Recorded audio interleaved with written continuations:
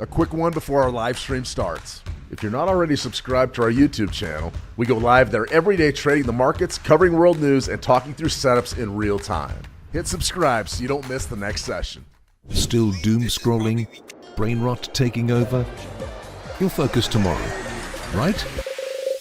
But what if tomorrow never comes? What if it all started with one small choice?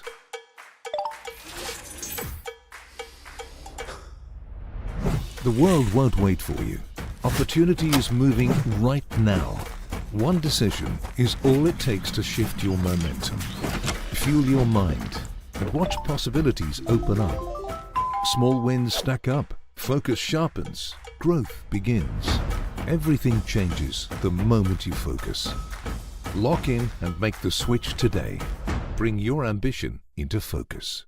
Trade with Switch Markets. Are you still trading everything manually? More traders are moving to automation, running strategies 24/7, removing emotion, and staying consistent.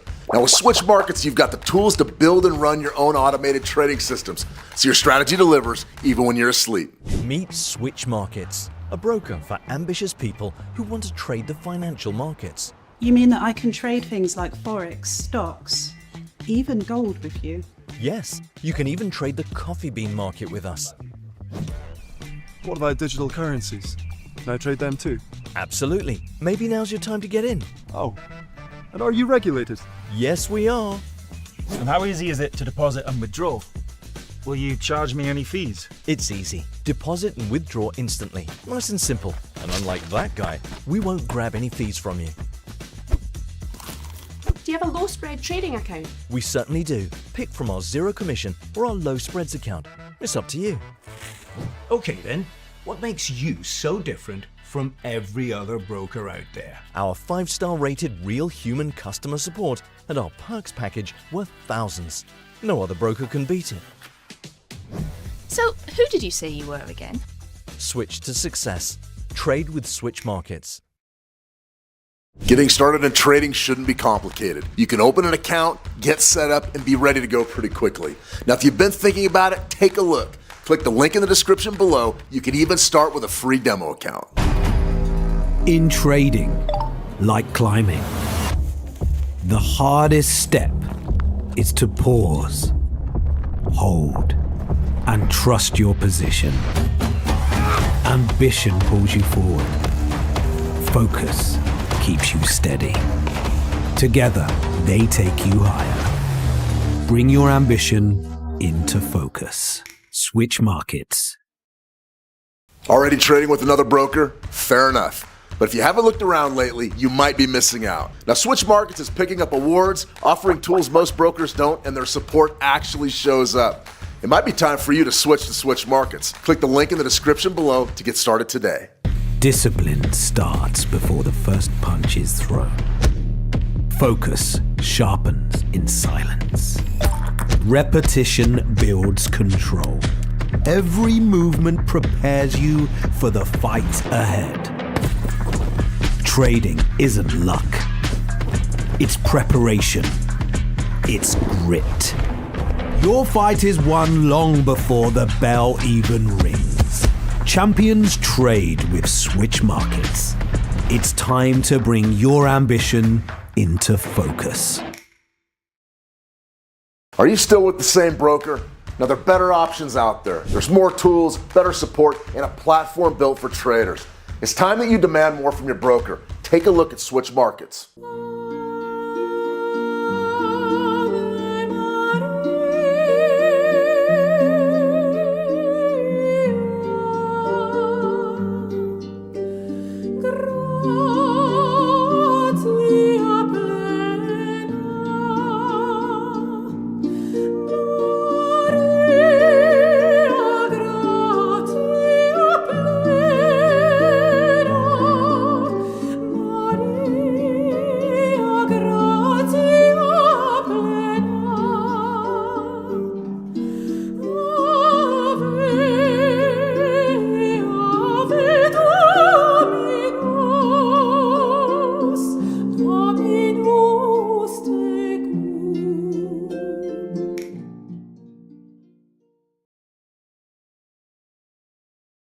Hello, everyone. Welcome back to the Trading Room. I'm Shane Vernier, and this is FOMC Live. Today, we're going to give you a preview of the FOMC Minutes release, which is going to drop in about an hour.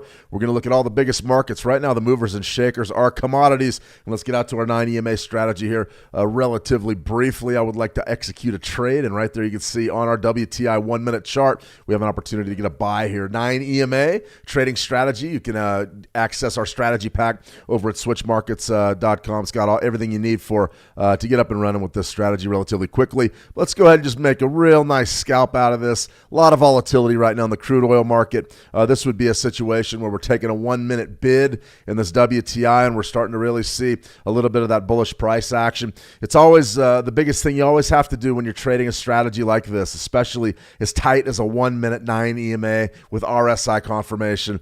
You've got to dial in your risk versus reward. You have to understand exactly what it is to be in the game for a long period of time. You see right there, okay, there's our signal on Brent. Let's go ahead and take the Brent trade. Now you've got a Brent bid.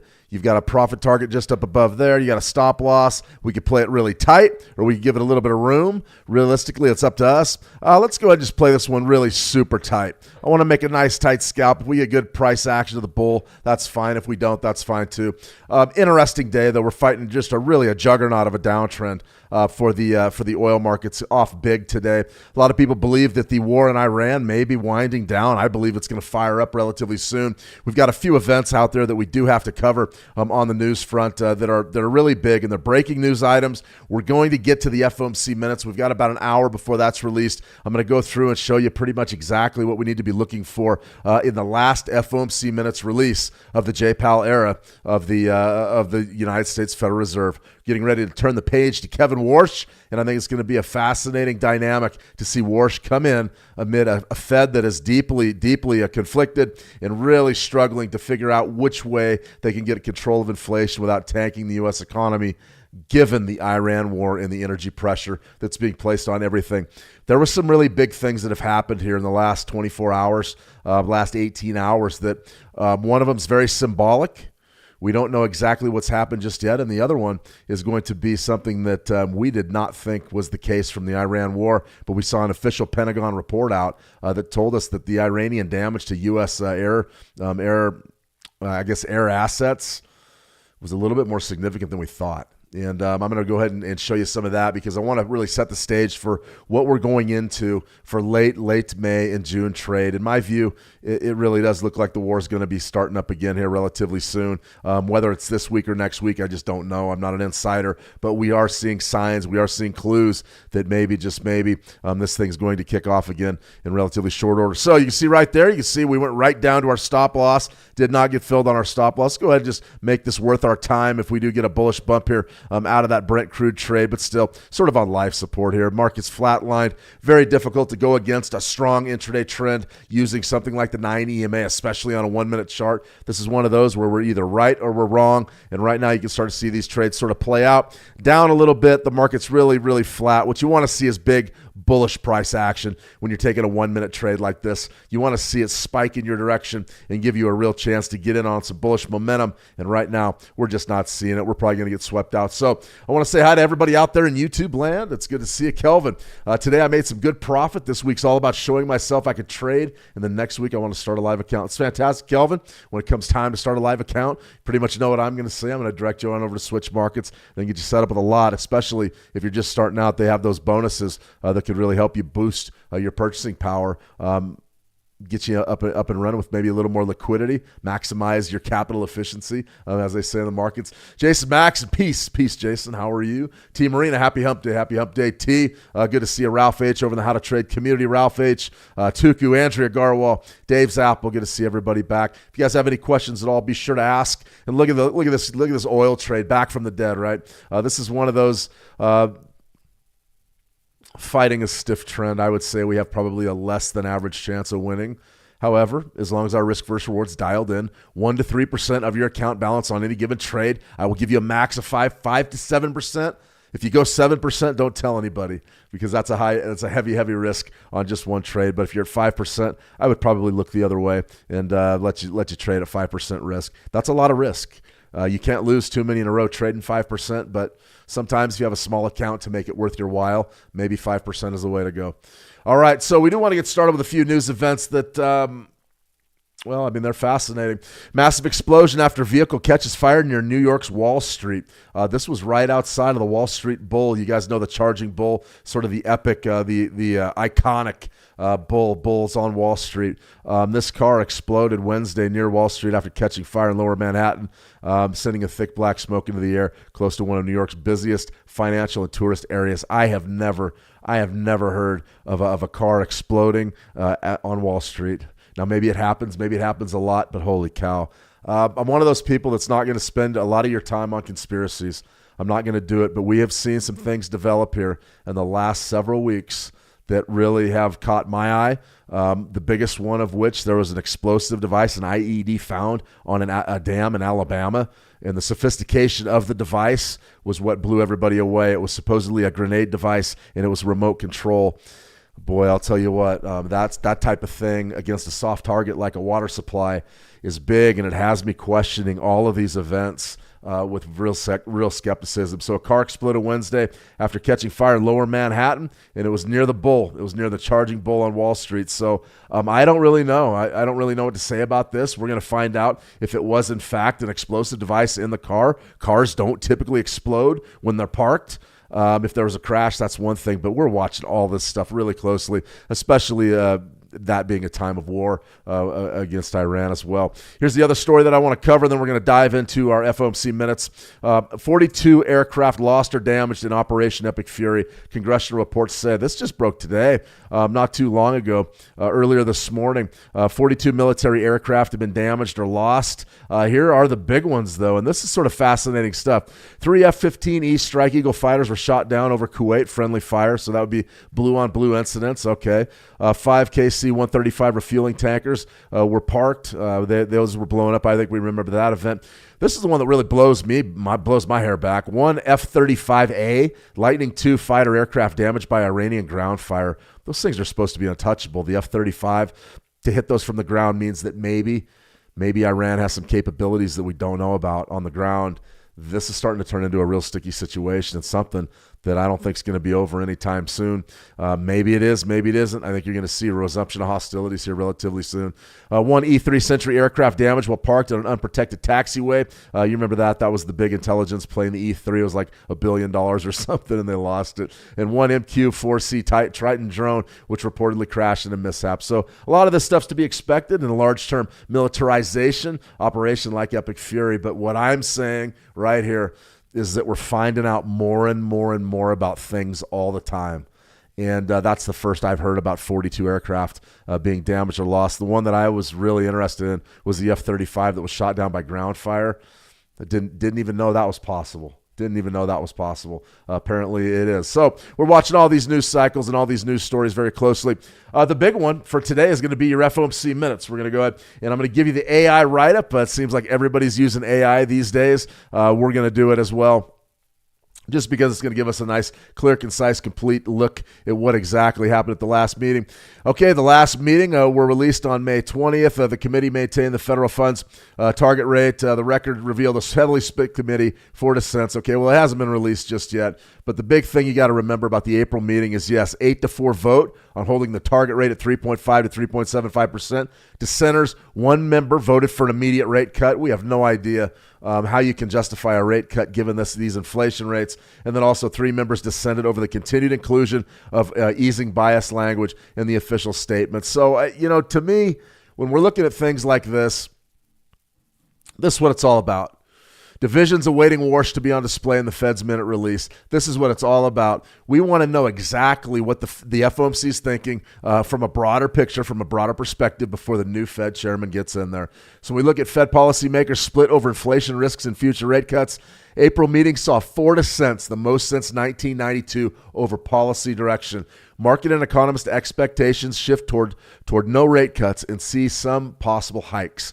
Now, that has to do with our energy issues. Right now, I believe WTI crude is coming off big at about 6.25%, down to about 97.67. Big time sell-off in crude oil, but the bottom line is it's still up there around $100 a barrel. That's bullish.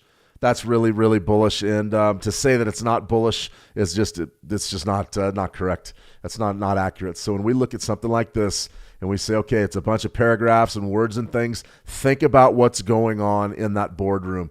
There's a deep division between rate cuts and rate hikes. Kevin Warsh was brought in by Trump to cut interest rates. Can you cut interest rates with crude oil at about $98 a barrel and war raging on? No, you can't. No, you can't. Not in this dynamic. If there is going to be some surprise interest rate cuts, maybe the market will explode to the top side. More than likely, that will be the case. Let's take a look at the U.S. dollar. Sort of as we await the FOMC minutes, you can see that what we have here is really sort of a bullish month, a bullish May, up about 1%. Very bearish, though. I mean, the dollar as a whole is very bearish, and this is where the administration really wants the dollar. They want the dollar to trade not necessarily in a weak position, but in a devalued position.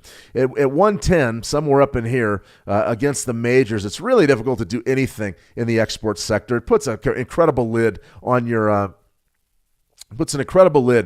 on your foreign policy and what you can do with exports and trade deals and all of it. When the domestic currency is very strong, difficult to do any business abroad. It just is. I mean, your exports are going to be competing at a competitive disadvantage because they're more expensive to build here in the States. So a strong dollar really is sort of a drag on economic growth. So this area right down in here appears to be where we're going to be staying for quite some time. Now, if we get a surprise rate cut, which we may, then you're going to see this U.S. dollar fade. I think it was going to fade, before the war started. I had us going right down here to these 2021 lows, somewhere right around 90, 91. In my view, that was going to be the play. Already was licking my chops back in January to get short the dollar really anywhere that I could, and it's just not happening. And it's not happening because of the war, and the war's driven inflation. Jay Powell was not in any hurry to cut interest rates, and that's fine. I don't see how you can cut them in this environment. But now we're starting to price in chances of rate hikes. We'll take a look at those expectations here in a little while. Okay, let's go ahead and take on over the gold market. 4-hour gold. I got asked this question the other day, and basically the question was from a trader in the How to Trade community that's been a member for quite some time. And it was a basic question. It says, Shane, I'm working a full-time job. Give me a time frame and a strategy to where I can just check in my trades here and there throughout the day, basically. So we're talking about a swing trading strategy. 4-hour chart for gold, 4-hour chart for your Forex pairs using this 920 EMA crossover. It's pretty good. It gives you an opportunity, number one, to manage trades maybe on a daily basis as opposed to a minute-by-minute basis like we were doing with our crude oil over there. But the big thing that we're looking at is when will we have to make decisions with our trades? You don't have to make them very often. 4-hour chart, you're only looking at 6 price bars per day. You could check in every 4 hours if you wanted just to monitor your trades. But these trades you could set up and just let them run. So something like this is beautiful. You see we're coded up. We're locked and loaded here with our 920 coded strategy. And that purple bar right there was our sell. That was our sell. And you can see that this play, you're short right there at market. Your stop loss probably would have been right above that swing high right there. You definitely could have put it there. And then your risk versus reward, that's just a function of what you want to take. You can see that one paid off at a 4-to-1. I'm not a big fan of that just because I like to win a lot. And it's a personality thing, but 1.25, maybe 1.5-to-1. Not a bad trade. And that one paid off relatively quickly. But think about it, a 4-hour trade. So you could theoretically make this trade sort of early in the American session. And basically you're just holding it into the next American session and you get paid. It's an overnight trade, a nice little swing trade. Nothing wrong with that. The beauty of a trade like that is there just isn't much to do. You don't have to sit around and go, okay, I'm monitoring my trade every 15 minutes, unless you have OCD and you're glued to the screens, sort of like I am. I don't have OCD, I don't think, but when I get trading, I like to know exactly what's happening at all times. But I understand that if you're working that full-time job and you don't have a lot of time to trade, something like a swing trading approach, 920 EMA crossover, 4-hour chart, I find it really a strong way to do business. Now, you don't have to. Certainly, you can go with smaller time frames. Maybe you only have a couple hours a day to trade. Then you're back to those 1-minute charts. Maybe trying to go with an approach that's going to keep you in the markets and engaged for the time that you're able to allocate to the market itself. Let me see, Dave's Apple. Can you apply this strategy on the 8, 6, 3, or 2-hour charts? Yeah, of course, Dave. I mean, you really can use this on any time frame you want. Now, what I always recommend is before you do it, do a little bit of homework. You're going to want to do a little bit of back testing, but you don't have to go very far with your back testing. A lot of people love back testing. I say go 30 days. I say go 60 days. Have a look. And with a 4-hour chart, I mean, it is what it is. 4 hours over 60 days on a market, you might only get 10 trades, 20 trades, something like that. But it'll be enough to give you an idea of exactly what's happening with regards to price action and your indicators. So I say you can use it on any time frame you want. I would never limit anybody's creativity. If you want to use a 3-hour, a 2-hour, a 1-hour, go ahead. For me, I like to keep things relatively simple. So I'm looking at daily charts, 4-hour charts, 30-minute charts, and we use that 15-minute chart on the orb strategies when they're appropriate. So this one right here, the reason why I'm bringing up gold on the 4-hour is we're working on a crossover. Probably a few hours off. Maybe we get it today. Maybe we get it tomorrow. Maybe the next day. But it looks like if price holds up in this area, we're going to have an opportunity potentially to take a shot to the long side. Now, what I would really like to see happen is this develop here in the next 2 or 3 price bars. We get our gold buyback. You can see we were in oversold territory here, which means what? We could probably put our stop loss maybe right beneath this swing low. Maybe if this market flattens out for a few hours, then we'll have a chance maybe to take a shot above 4,500 and look for maybe we get in on that run to 5,000. So I'm interested in this crossover. I really like this gold. The gold market has been fickle. And I mean, I've been very vocal about how I haven't really liked gold, trading gold for quite some time now, really since the war started. But there have been some good moves. You can see right back here, we had a sell signal on that doji. That's a massive move. And then you got the buy signal right here. You got a pretty good move. You really did get a pretty good move. I mean, your bid would have been right there at about 46.64, and your high up there is about 47.64. So pretty good stuff for about what? $100 move or so. Not bad at all. And then this one, the market just sort of falls apart. Your sell could have been right up there, right around 46.79, and now you're down here right around 44.56. So I'm interested. I would be interested in a buyback here. I think we're in complete rotation with gold, even though it looks like it's trending on this 4-hour. When we step back to say a daily or a weekly, not much is happening. Realistically, guys, that's a killing field. That is really difficult stuff. Really difficult. So you are developing a cross under, it looks like, on this weekly chart. Be really tough to trade a weekly time frame on this strategy just because the ranges are so darn big. But something like that, spike low to a spike high, and sort of this was the area that I highlighted yesterday as being robust downside support for gold. Right in this zone right here, right around 4,400.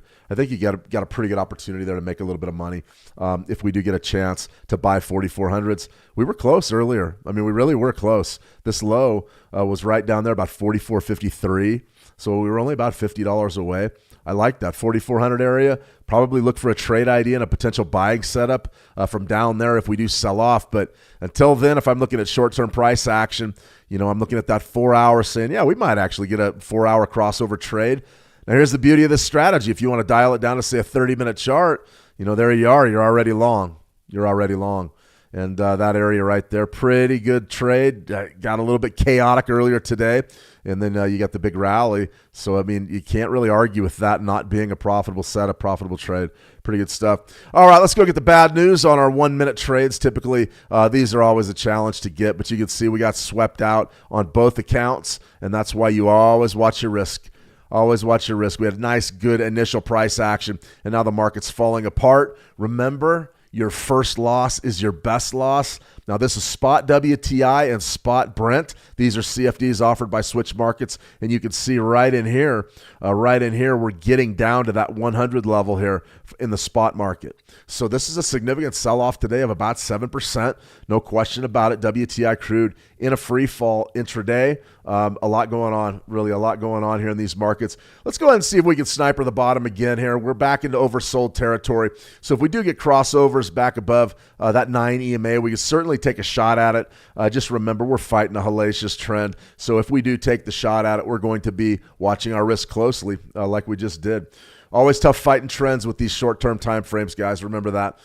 If you do catch the bottom, it can be lucrative. But if you don't, you can just keep getting eaten up and eaten up. A lot of times counter trend plays, they're lower probability. There's no question about it. Absolutely no question about it.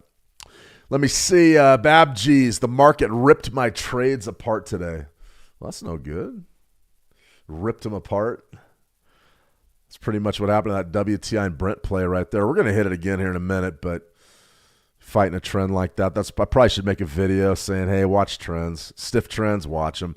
But yeah, this is an interesting type of a session. We've got U.S. stocks are way up. Commodities are down, and that's that not all commodities, but just energies. Energies are off pretty big, 6.7% in U.S. oil. So all of a sudden, oil futures are down to about 97.05, 97. The pretty big deal there for oil. Oil down, stocks up. All right, let's talk a little bit about sort of the news of the day. We got some trade updates here. I can run through these relatively quickly. We're just not there yet. Here's the first trade update, dollar CAD. You'll see that we just are still waiting on 85. We had a nice top out today at 137.78. Now we're down to 51. So we're right in our range. We just haven't quite got filled yet. We're going to go ahead and just stay patient. Stay patient and wait for that one. I think it's going to be a pretty good trade. The other one we had was for the Kiwi, and it looks like we missed this one. The Kiwi, we had a beautiful bid right down there at 58 we were looking at, and you can see there was sort of our sell-off yesterday, 58.15. Maybe we just weren't aggressive enough. Now you're up to 58.71, and really what was I would call a robust, a fine topside scalp right off of this downside support. Pretty good stuff.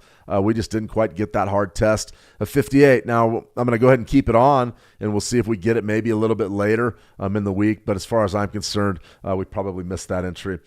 Okay, week 21. Today's going to be the FOMC Minutes. That's going to drop here in about 39 minutes. We sort of already went through what you can expect out of that, and it really does all boil down to this split right here. April meeting saw 4 dissents, the most since 1992 over policy direction. And going into a new Fed chief, what does that really mean? What does it really mean? Well, it means there's problems. It means that some people want to cut, some people want to hike rates, and now you've got a new skipper coming in that has to deal with that angst.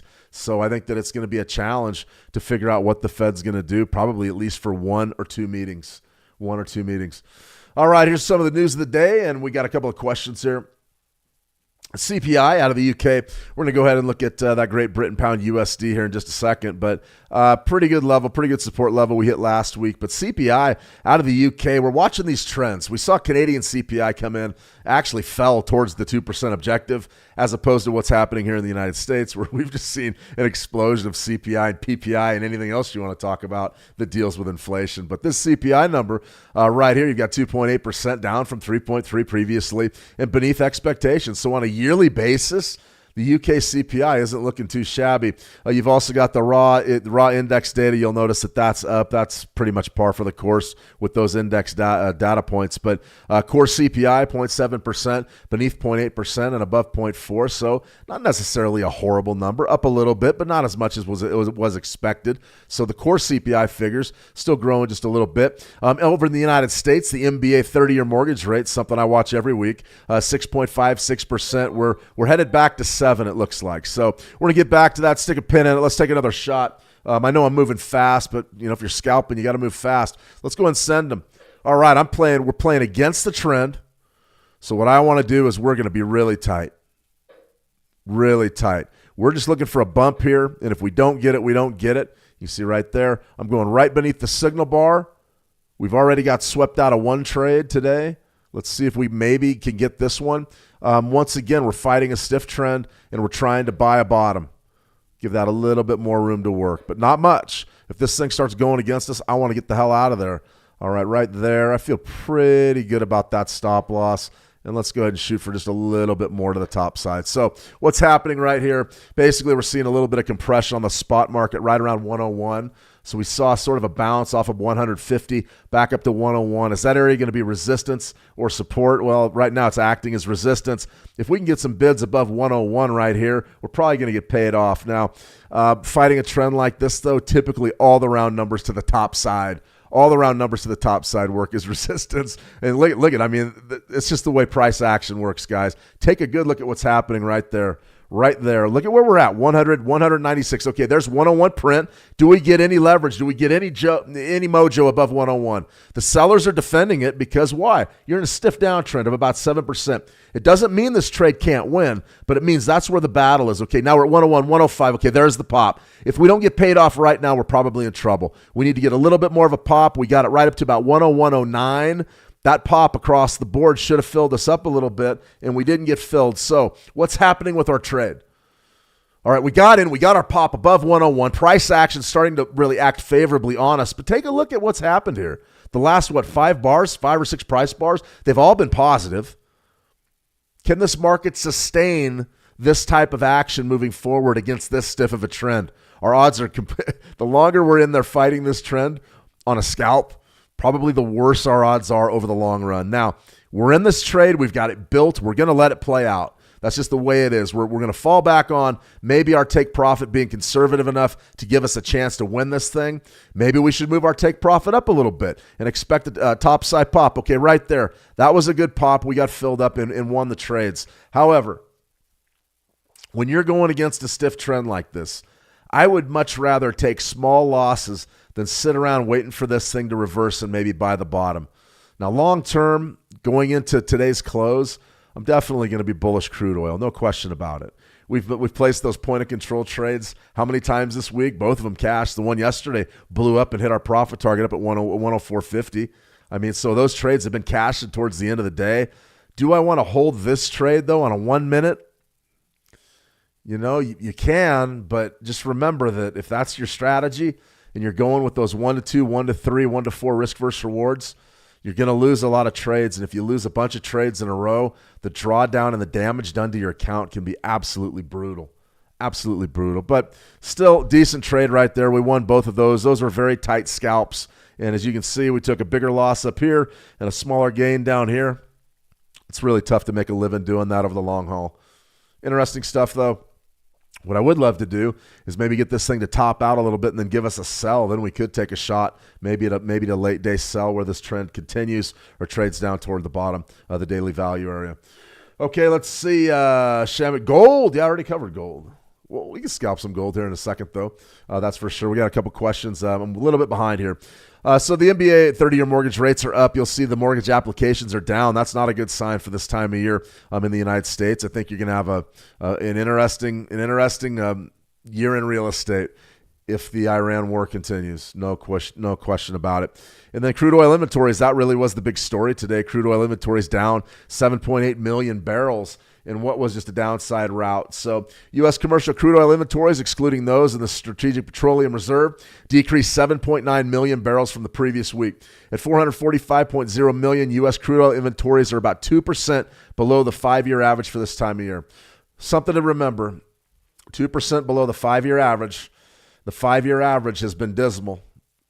Bottom line, it's been bad. We have been consistently running deficits under the 5-year average. We started to get on the plus side of that right after New Year's back in January before the war started. But right now what we're starting to see is those supplies, the U.S. oil supplies are dropping, and there's no question about it. So when we're looking at our trend, yes, it is true that May, as we roll into May and June, that's sort of peak production to meet the refined fuel demands. I got to get this going here. The refined fuel demands for the summer months in the Northern Hemisphere, especially here in the United States. That really has to do with ramping up gasoline production, using more oil to meet your logistics needs of the summertime months and your travel demand. Last May, we saw this trend is sort of where we are right now. This year could be a lot worse, and that's because of the Iran war. One of the things I didn't cover was imports. Imports were down. Imports are going to be down. So if the United States, doesn't boost production, and production is up a little bit, but if you don't boost production to offset really the loss in imports and satisfy the spike of the springtime, the late springtime and early summer travel demand, then you're probably going to see rising oil prices just organically, and that's aside from what's happening in the Iran war. So a lot going on here with crude oil, guys. A lot going on with crude oil. Let's take a look at the Great Britain pound here, and then I'll answer some questions. That's for sure. Salmon, gold again. All right, I'll take a look at gold here in a minute. Great Britain pound USD got a nice big rally there, and then we pulled back. We sort of hit that one pretty good, that 133.50 zone. I believe we had 55 buys. That was a pretty easy trade. We sold off a little bit down there, 133.02, but we stayed above 133, and the rally's been significant, about 100 pips since we hit our downside support level. So I'm not really interested in selling the Great Britain pound US dollar. I would much rather buy it again down there at 133.50-ish, but right now we're just sort of in no man's land. We rotated to the top side. We're testing out our 13-week EMA at 134.53, somewhere in there. Potentially, that could be an intermediate-term top for this week, maybe a weekly top. Now, let's head back on over here, and we'll use our 920 EMA crossover. You can see exactly what's happened. Really the same formation as gold today. You can see really there's your bid, and during the pre-market, the volume shows up, and now you're sort of kicking tail to the top side. And that's all great. It's fine and dandy. What I would be looking at here on a Great Britain pound play, potentially 4-hour chart. No question about it. Now this has a really interesting dynamic setting up. Number one, you're starting to get that 4-hour buy signal. Okay, do we like it? I like it with respect to it's gonna give us a concrete trade in a way to get in and out of the market here with this pound. Now, what should my entry be? Well, you got this elongated 4-hour, this nice big run. I mean, all really price has to do is hold in here, and we're going to get our crossover. This may be one that you wait for a little bit of a pullback before you get in. You might want to wait for this price bar to fill in a little bit. I don't necessarily know that you need to buy up in here. Let's say if we get a close of this next 4 hours somewhere right around 134.60 or something like that, maybe even 134.80. I'm not really sure you need to buy right there. I probably would wait for a pullback. And if I got a pullback maybe to my averages, which a lot of traders do, they swear by it, a great way to improve your entry and still trade the 920 EMA crossover, then maybe you wait for the pullback. But for me, I don't know how giddy I'm going to be if I have to buy way up here and I can see this hole in the market right in there on that big sort of move up. Typically when we see moves, we see retracements, but we'll see exactly how this one pans out. We still have to get that crossover, and there's 3.5 hours left in the price bar. So it's going to be a while. It's going to be a while before we get the thumbs up on exactly when and how to trade this thing. All right, let's see. Gold. All right, I'll cover gold here in a second. I have a question over in the How to Trade community, though. Let me see. Ralph H. Good to see you, Ralph. My apologies for getting behind on the questions. Is there a reason other than news that would cause you to say that a trade is invalidated that you're already in, that would cause me to close the trade?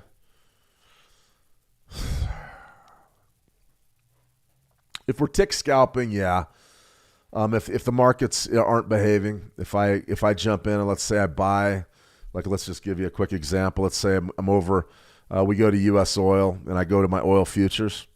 And let's say we dial up the point of control, and we take it down to a 30-minute. There's the POC there. There's the U.S. session POC. Value area is huge. So let's say, for instance, I was in this trade, and I wanted to sell, or let's just say I wanted to buy it. Let's buy it right now.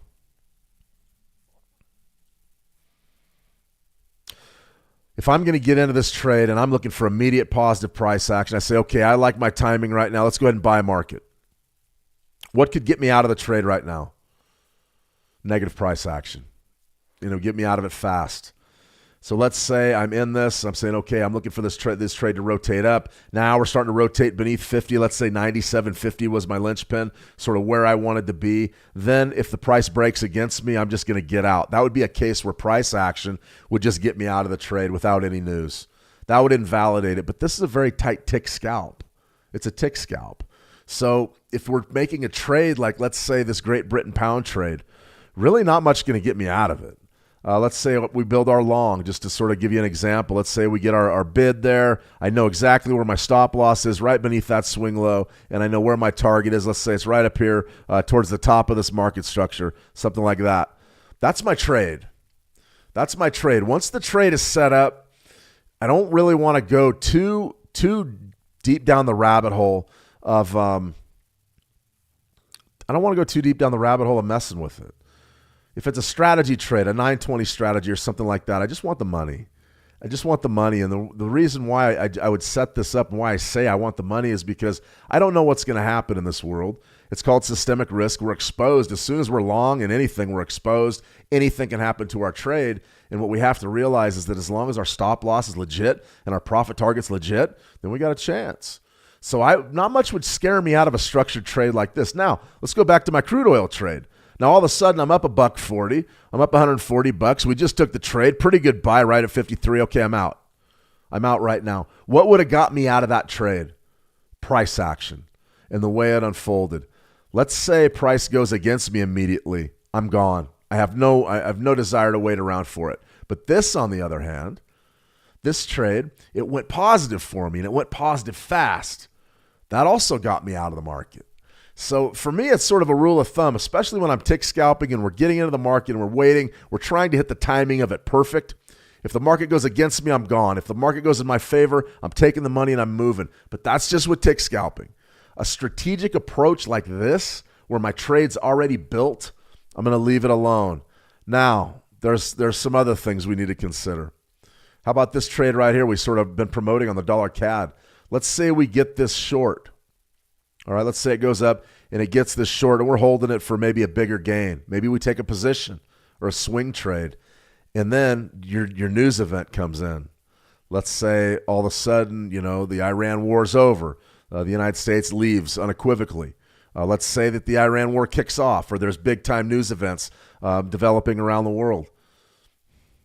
Probably got to scratch it at that point. Probably got to scratch it. And the big thing would be, well, Shane, you're going to have your stop loss in the queue. Why don't you just let the trade play out? The thing about incredibly supercharged news is that just because you have a stop loss in the queue does not mean you're going to get filled. And that's the reality of it. Most of the stop losses we use are stop market orders.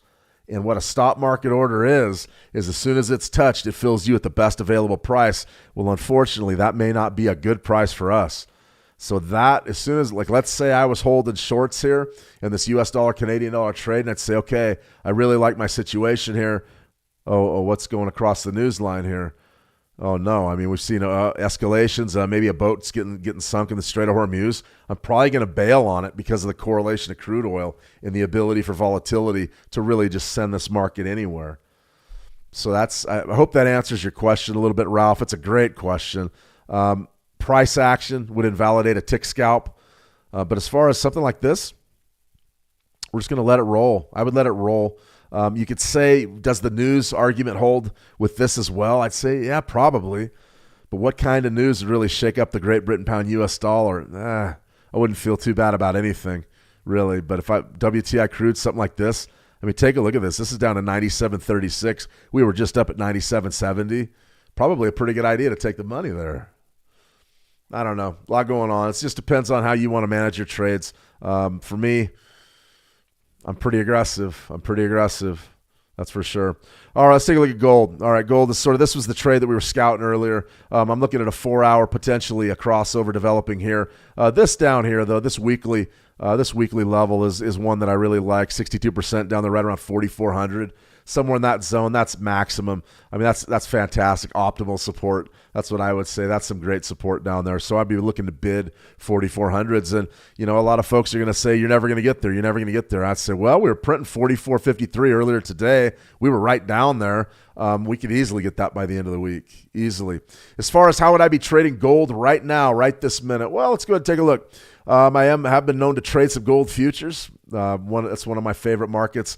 And we've also got our TPO, our time price offering charts out there. We'll take a look at what we have today for gold. You're only up about 0.5%. Volumes really low. Really, really low. We would actually have to see if this is still the front month contract. It may not be. We may have already rolled to August. But just if we're looking at June gold, 45.38. So we're pretty close to the spot price. In any case, we're looking at our volumes. It just isn't significant volume in my perspective. Let's look at our daily volume here. This will give us an idea. Okay, about 137,000 contracts. All right. I mean, it's tradable, I guess. It's not great, though. Point of control for the U.S. session is down here, right around 44.85. Pretty good. I would be looking to bid that. But you can see the breakout outside of our value area is very much valid. So we've got that B formation setting up, right? We got the sort of the bell curve down here and the bell curve up here, and the idea is that you're going to fill this in. I mean, we could look at this a lot of different ways, everybody. We really could. Let's put our TPO charts away for just a second. Spike low, spike high, crude oil futures, or excuse me, WTI. It's going to be COMEX gold futures, excuse me. This 45.25, 45.24. Yeah, that's probably a pretty good bid late day. more than likely a pretty good one. You can see that the uptrend is clear as day. There's that's opening bell ding ding on Wall Street. Then we got the big move in there right around 10 a.m. Nice big rally, and since then we've been chopping sideways. I mean, this is just an uppercase P. So that boom, that's a P. What's a P? A P is a bullish formation. Run and rotate. The bottom end of that rotational zone is right around 45 and a quarter. Really wouldn't be a bad bid late in the day. You probably could get a nice little scalp off of that. So definitely something I would be looking at for gold potentially here in the next few minutes. A couple things I do want to check out here. Let's just go ahead and have a look. CME Fed Watch. 28 days until the powerful Kevin Warsh takes the stage. I'll have a lot more to say about Kevin Warsh before we get to the meeting, but 96.9% chance that rates are going to stay exactly where they're at. And let's go ahead and put this, let's look out. Let's look out a little ways to December. We're almost already halfway through the year. So when we start looking at December's sort of distribution of where we think interest rates are going to be, only 50% believe that we're going to be at 3.5. All of a sudden, the markets are pricing about a 50-50 chance that you're going to get a rate hike, at least one 25 basis point rate hike. That's incredible. That's absolutely incredible. So we go from rate cuts to rate hikes, and it all has to do with WTI crude oil. It has to do with the Iran war, and it has to do with inflation over this summer potentially becoming one of the biggest market drivers we've seen since COVID. A lot of economists are out there ringing the bells and just saying, hey, the sky's falling. We have to get realistic about what's going to happen in this economy. Given this energy strain, I think anything can happen. Be that as it may, I mean, take a look at where your markets are today. Dow Jones is up 600 points. S&P 500 is up 68 points. The NASDAQ's up 1.34%, 385 points. I mean, you remember our NASDAQ trade. I don't know if you do or not. We can go ahead and pull it up. For our NAS, let's go to a daily. I mean, there it is. No question about it. The daily compression is very real. We've got sells. We're looking to sell right up in here, 29,975, 29,950, somewhere in that zone. That's where we're looking to sell, right in front of 30,000. But make no mistake, I mean, this is a lot of folks would call this a bullish flag. I'm tending to agree with them.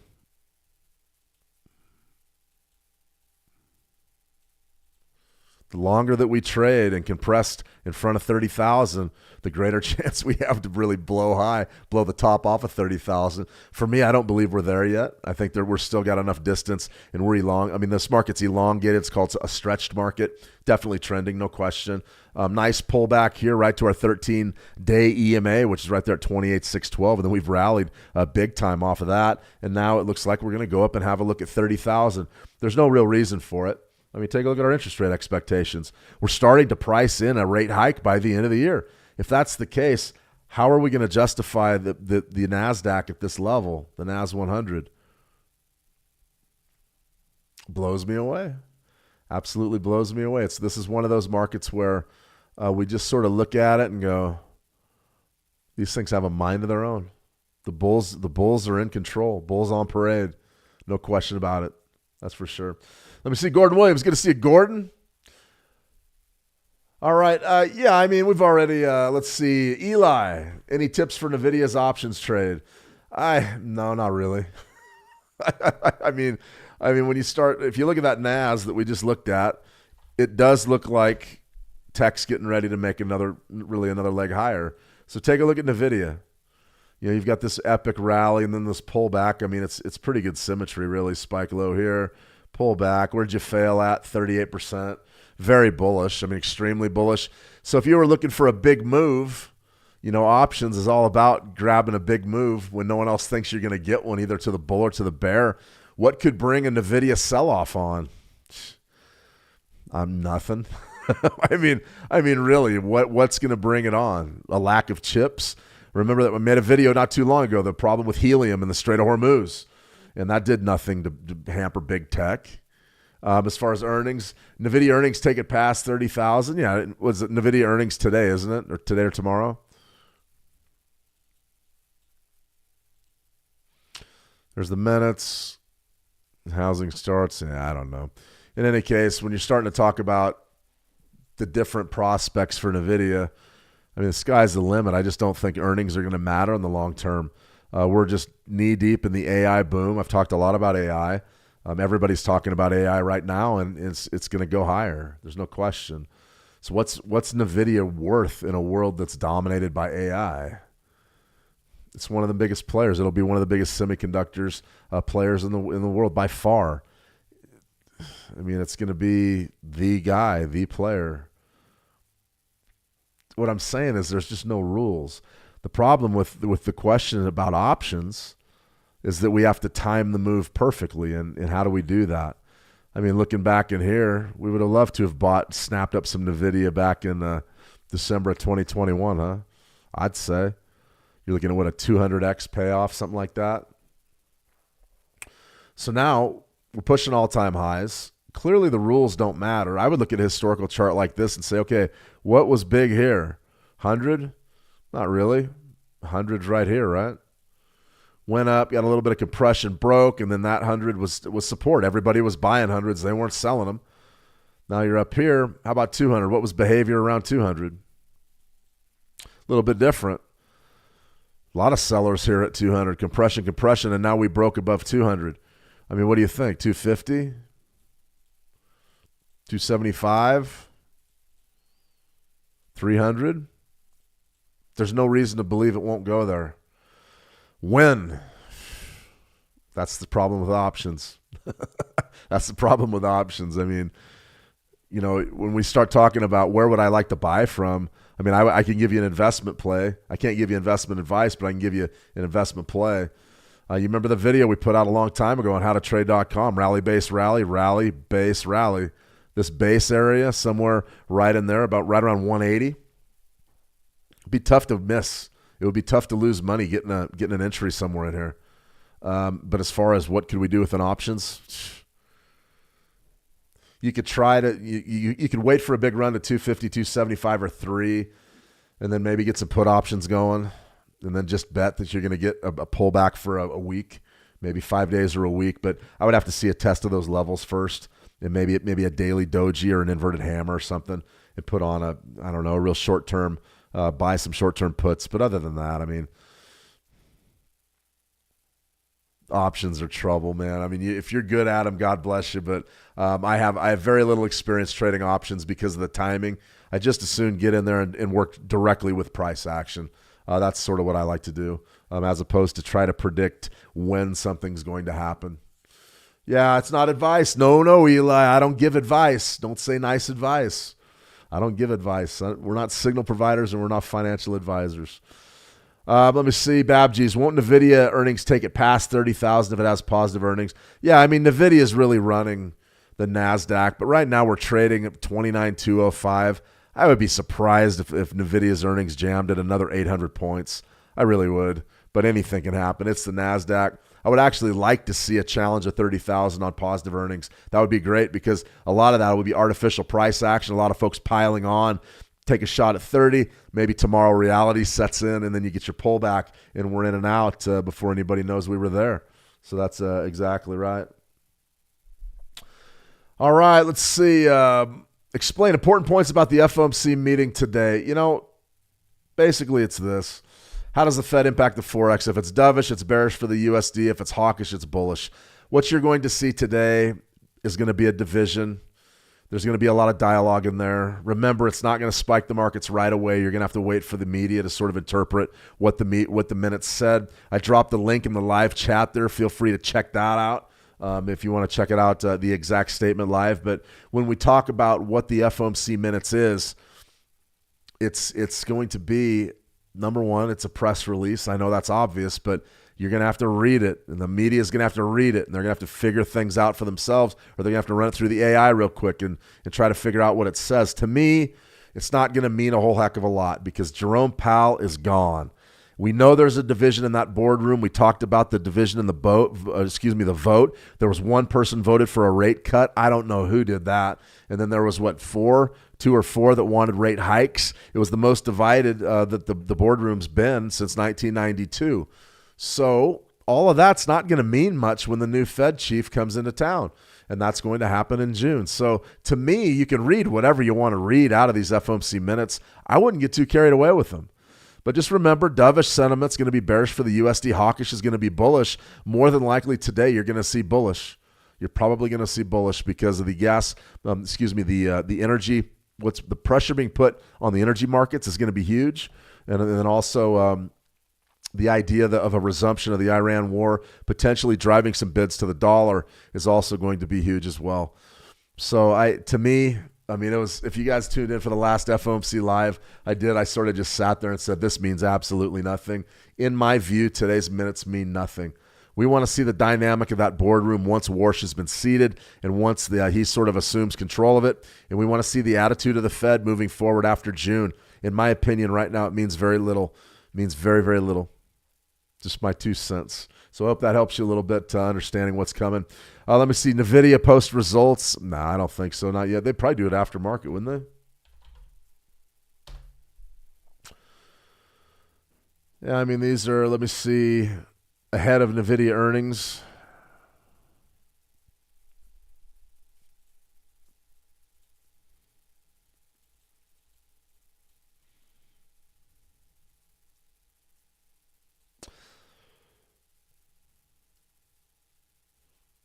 I wouldn't really worry too much about it. I would be careful if you're trading NVIDIA stock or CFDs, but I don't know. I'm not real big on trading earnings. I'm really not. It's too big of a gamble for me. A lot of times you'll see earnings come in, like our trade not too long ago on Planet Fitness. It was brilliant. If you guys remember this one. Sort of, there was our gap. We talked a lot about this gap area. Get a big gap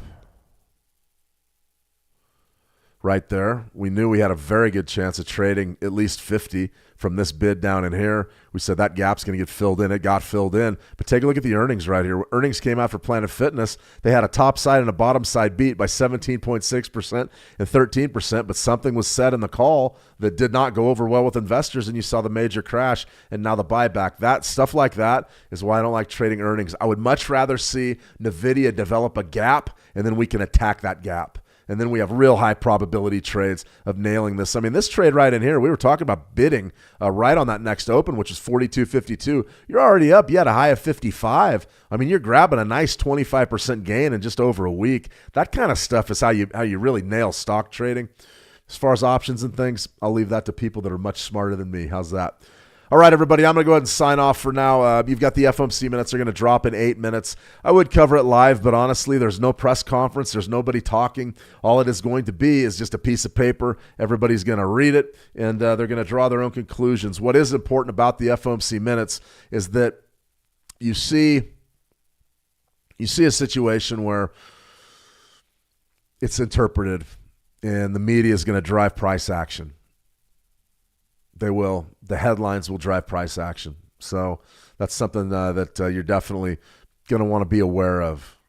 Read it for yourself if you want, but pretty much just take a look at what the media outlets are saying and remember that this one doesn't mean much. Here are your latest headlines, though. These do mean something, and these are big. These are why crude oil's down. Right here, U.S. crude oil falls below 100 after Trump says Iran talks are in the final stages. How many times have we heard that? Who are they even talking to? Nobody knows. This right here, though, is interesting. This right here is interesting, too. UAE says new pipeline that will bypass the Hormuz Strait is nearly 50% complete. This is the first we've heard of this. The UAE left OPEC, and now they've got a pipeline that's almost half done. You know, it's one thing to build a pipeline, but you have to keep the drones and the missiles off of it. I'm not buying any of this. I'm sorry. I'm not buying any of this. I think you're in for another rug pull, no question about it. All right, let's see. We're looking for NVIDIA earnings. Let me see. All right, NVIDIA reports first. Let's see. NVIDIA reports for fiscal first quarter results after the bell. Here's what analysts are expecting, according to LSE. EPS is 176, revenue 78.85 billion. That's pretty good. That's not too bad. And if you remember, Meta today cut 8,000 jobs if you're one of the ones that were laid off by Meta. That's unfortunate. The severance packages look pretty good, though. But Meta downsized by 8,000, 10% of their workforce, and they are going to make investments into AI, which is all anybody's talking about. AI. Well, here we go. We'll see what NVIDIA's got. But remember, just because it reports good earnings does not mean that the stock will go up. I'm not sure that the earnings even matter to NVIDIA anymore because of what's happening in the buzz around AI and their position in the sector. No question about it. That's a wrap. All right, guys, have a fantastic trading session. Beware the FOMC minutes. Read them up. We'll recap them tomorrow. I've got another live stream tomorrow early. That's going to be an 8 a.m. kickoff my time, 10 a.m. Eastern, and that's going to be a live webinar on how you can trade the 920 EMA strategy. With a bit of luck, we'll have a gold trade to scrutinize that I can show you, and we'll go ahead and build it out. All right, everybody, that's a wrap. Have a fantastic trading session. As always, trade the action well, and we'll talk soon. See you. A quick one before our live stream starts. If you're not already subscribed to our YouTube channel, we go live there every day trading the markets, covering world news, and talking through setups in real time. Hit subscribe so you don't miss the next session. Still doom scrolling? Brain rot taking over? You'll focus tomorrow, right? But what if tomorrow never comes? What if it all started with one small choice?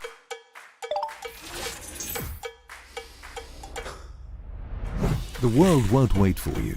Opportunity is moving right now. One decision is all it takes to shift your momentum. Fuel your mind and watch possibilities open up. Small wins stack up, focus sharpens, growth begins. Everything changes the moment you focus. Lock in and make the switch today.